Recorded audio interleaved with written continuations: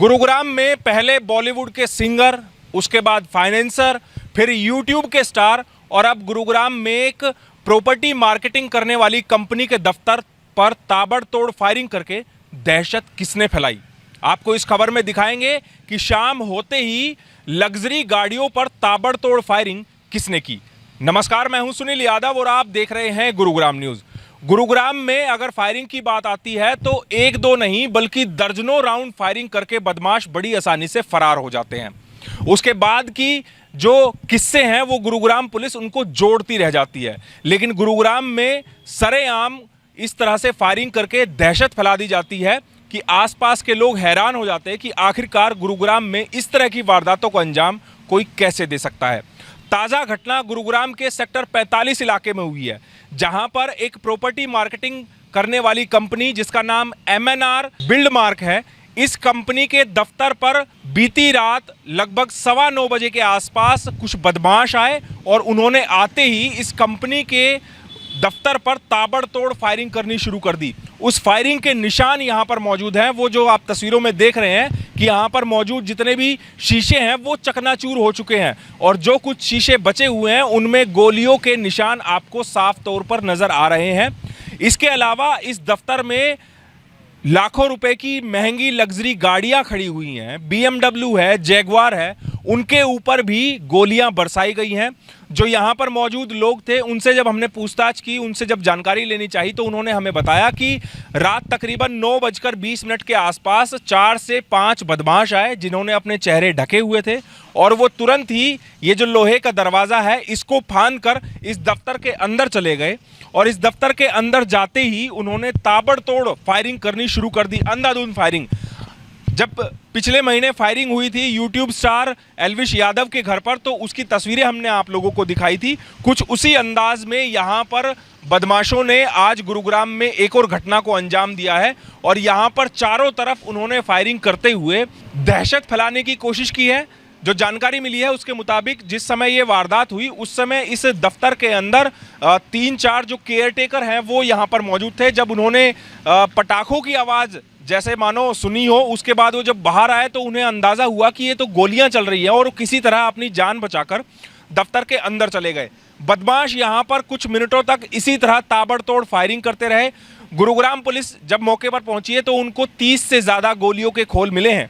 अब आप एक बार हालात देख लीजिए, यहाँ दफ्तर के जो इतना आलीशान दफ्तर बनाया गया है, यहाँ पर लग्जरी गाड़ियाँ खड़ी हुई हैं, उनको बदमाशों ने नहीं बख्शा।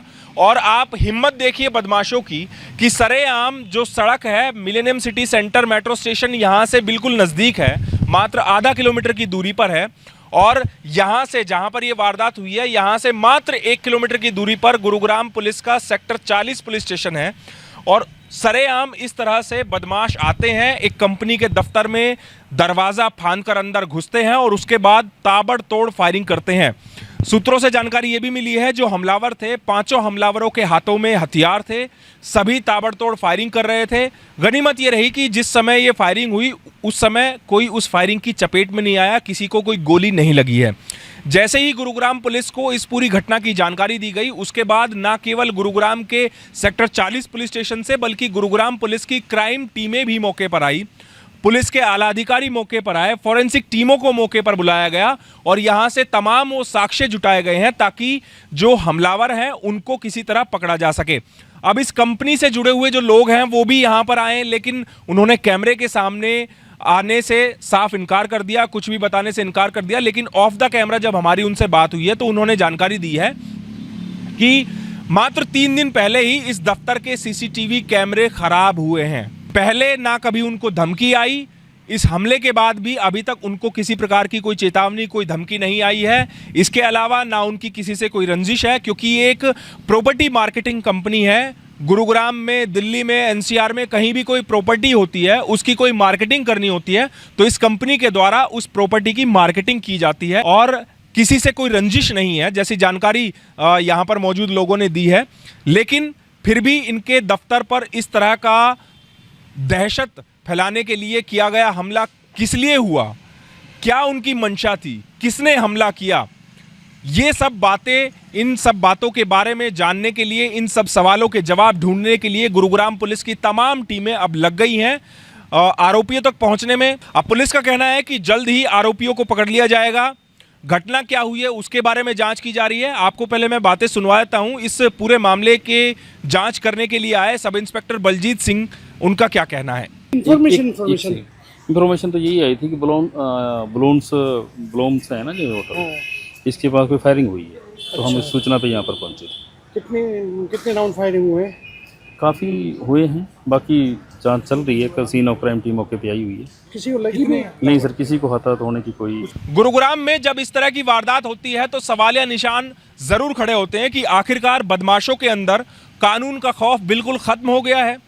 हाल फिलहाल में जो गुरुग्राम में घटनाएं हुई हैं उनमें लगभग सभी आरोपियों को गुरुग्राम पुलिस गिरफ्तार कर चुकी है, सभी का हाफ एनकाउंटर कर चुकी है, लेकिन बावजूद उसके गुरुग्राम में फिर उसी तरह की वारदात को दोहराना सवाल जरूर खड़े करती है। अब गेंद गुरुग्राम पुलिस के पाले में है कि कितना जल्द गुरुग्राम पुलिस इस केस को सुलझा पाती है, असली अपराधियों तक पहुंच पाती है कि आखिरकार यह हमला किस वजह से कराया गया, किसने कराया और हमला करने वाले कौन थे।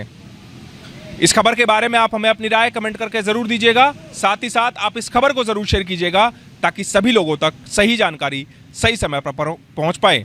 मेरे सहयोगी मन्नू मेहता के साथ मैं सुनील यादव, गुरुग्राम न्यूज़।